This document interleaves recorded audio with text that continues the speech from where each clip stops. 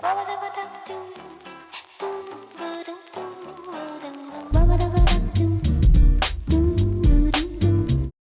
this is coffee number 2 in our April box, and it's a Guatemala called La Esperanza, honey processed. And we're with KB Coffee Roasters in Paris. So introduce yourself, guys. Hi, my name's Connor.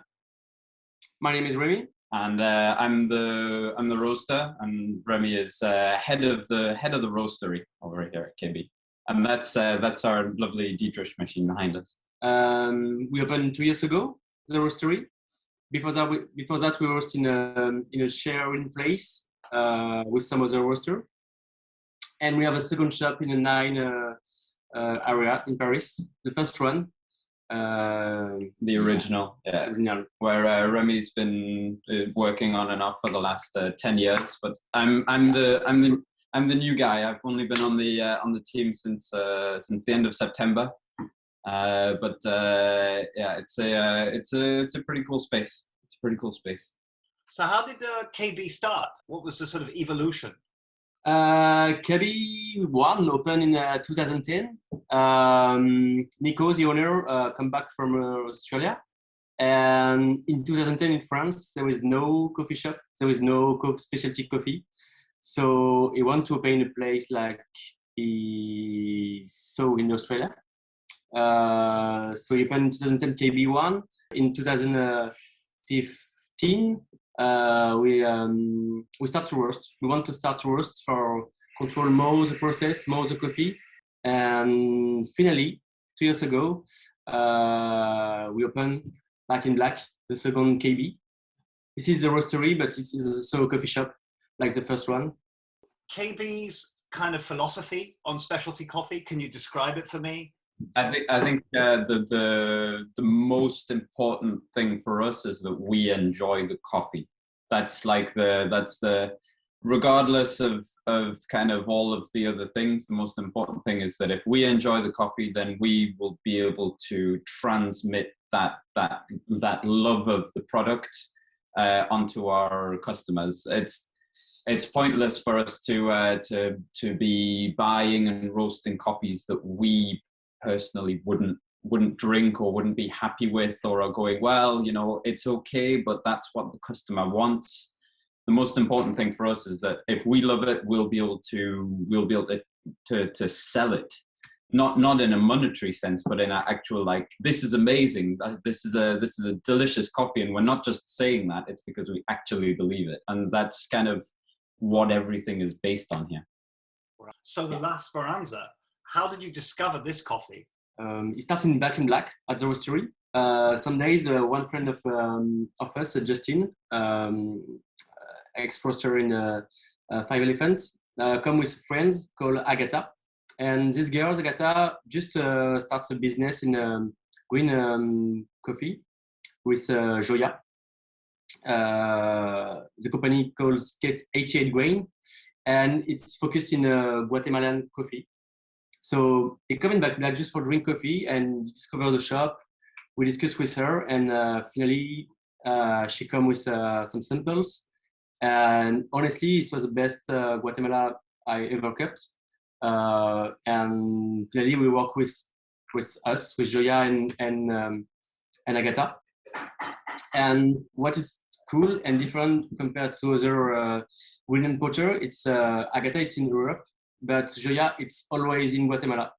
So it's always in contact with a farmer and can check the quality, can help us. So it's why we have this quality of coffee.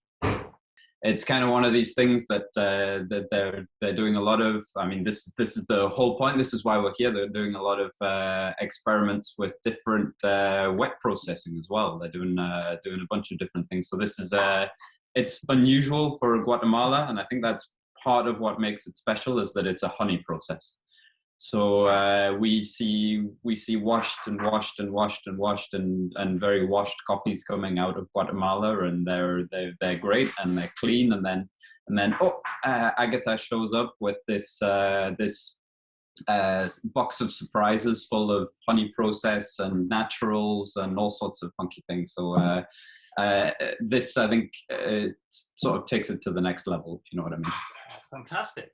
So we'll brew now. V60, we're doing 16.0 grams of coffee, so nice and precise. And I'll be pouring 250 grams of water on it. There, my 16 grams is in. Yeah, it's actually quite simple. So there's only really 2, maybe 3 steps. So the good thing is that you already have the kettle, which has quite a slow pour. So it means that you can control quite easily the flow rate, that's kind of what we're going for. So it's quite a large pre-infusion, 45 gram pre-infusion for 45 seconds, and you want to give it a little stir once you've with a spoon once you've poured that on.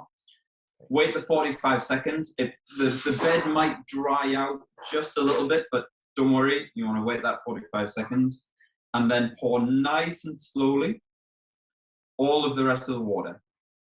Wow.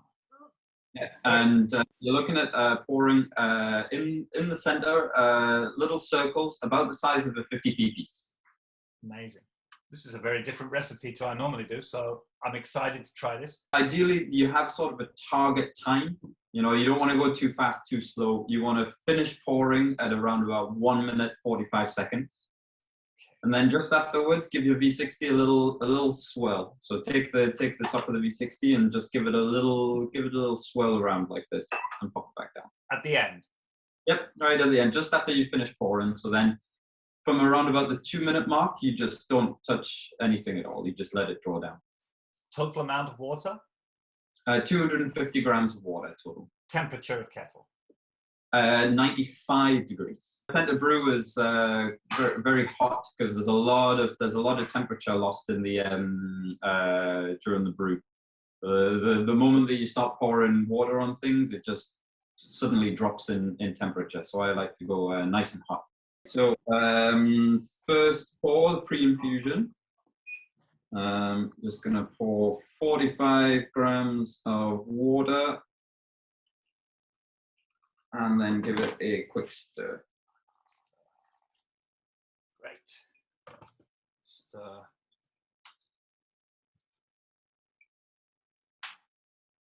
Yep. That's it. Not too much stirring, right? Okay. No. And then and then the next pour is going to be continuous. Yep, that's it. So it's a slightly longer pre-infusion. Just letting it bloom, soak through properly, and then yep. So at 45 seconds, you want to start your next pour. Okay, I've got 5 more seconds. I'm a little bit ahead of you, and you just want to pour slowly. Is it and gently in the middle, little circle. Middle. So I don't move the kettle. Is that right? Sorry, say again. Is that right? Do I move the kettle? Just a little bit. Just a small circles. Yeah, about the size of a 50p piece. Yes, that's what you said.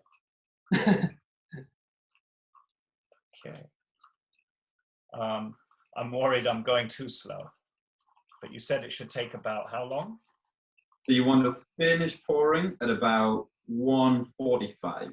145, and it's to 250. 50, yeah. I better speed up just a little bit.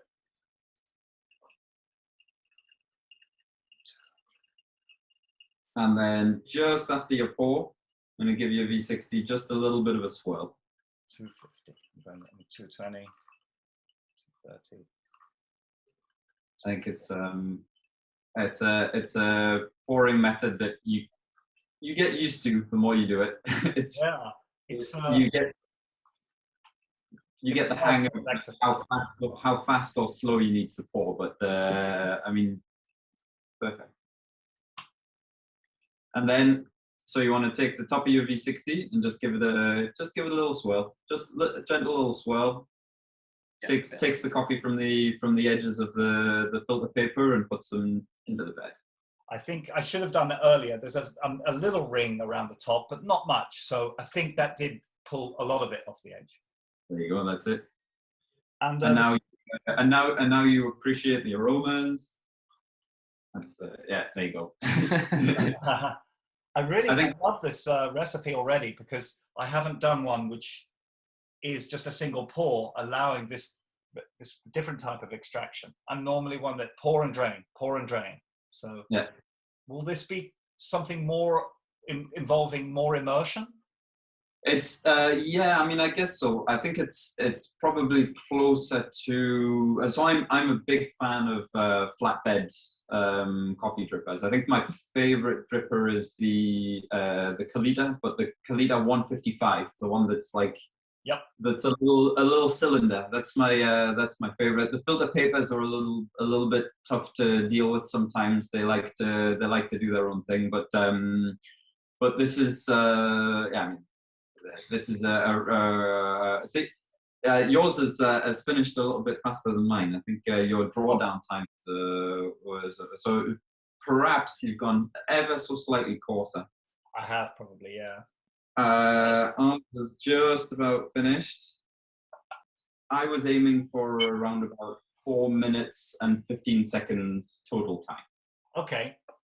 So I mean, I'd say that if the first cup that you make with it goes a little bit too fast or a little bit too slow, the advantage with this method is that you don't need to do anything other than just change your grind size. That's the only thing that you need to do. That then you keep the same pouring technique, keep the same kind of turbulence, and everything's perfectly fine. Brilliant, thank you. Okay, so now we'll try it. Cheers. Cheers. Cheers. Cheers. Great color, I can see already. Lovely color. Gentle aroma. Mm. Oh, wow. I love this recipe. That's nice. It's super sweet. It's really nice and sweet. I'm getting some of that, some acidity in there that I didn't pick up on the Kalita recipe. So I think you've brightened it up even more for me. Yeah, I think it's the slow, the one long slow pour, minimum turbulence, and you get plenty of sweetness, plenty of brightness. It's a coffee that is that it's worth trying to pull out sort of the maximum complexity and acidity in there. It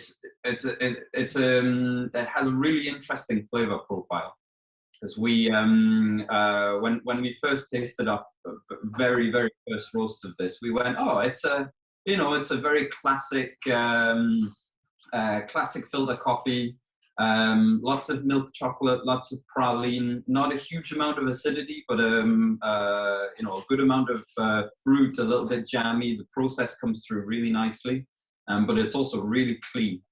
And then ever since then, it's just been full of surprises. And I think it's complex, but not. I think when we spoke on the phone and you asked why I love this coffee, it has this complexity, but it's not super lively. It's not super bright. It doesn't have lots of intricate layers. But I think it's one of these things. It's one of these cups that's really easy to drink, and every time you drink it, you'll appreciate it in a different way. Right, I am appreciating it in a different way from the last. I'm getting much more of the juiciness, the bright acidity that I didn't know there was that much acidity in there. It's amazing. Yeah.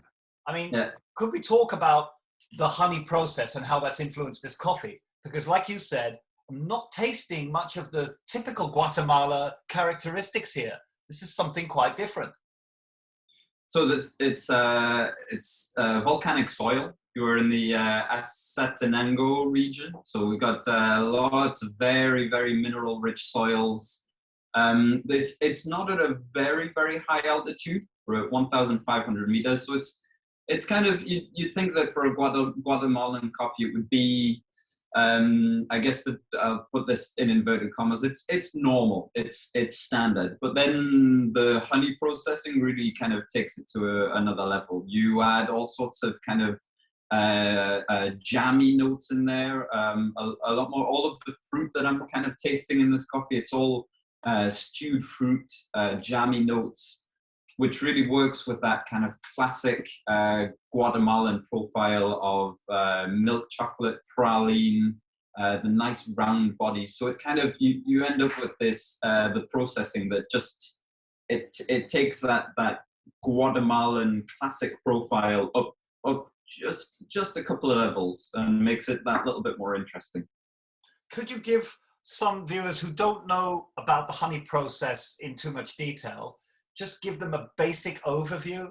I guess the best way to describe the honey process is on a sliding scale between washed and natural. That's probably about as best as I can describe it. So if washed is one extreme and natural is the other, the various colors of honey process are somewhere in the middle. And it's a honey process. I think it's one of these kind of urban myths, but the honey aspect of it comes from the supposed heightened sweetness from the processing.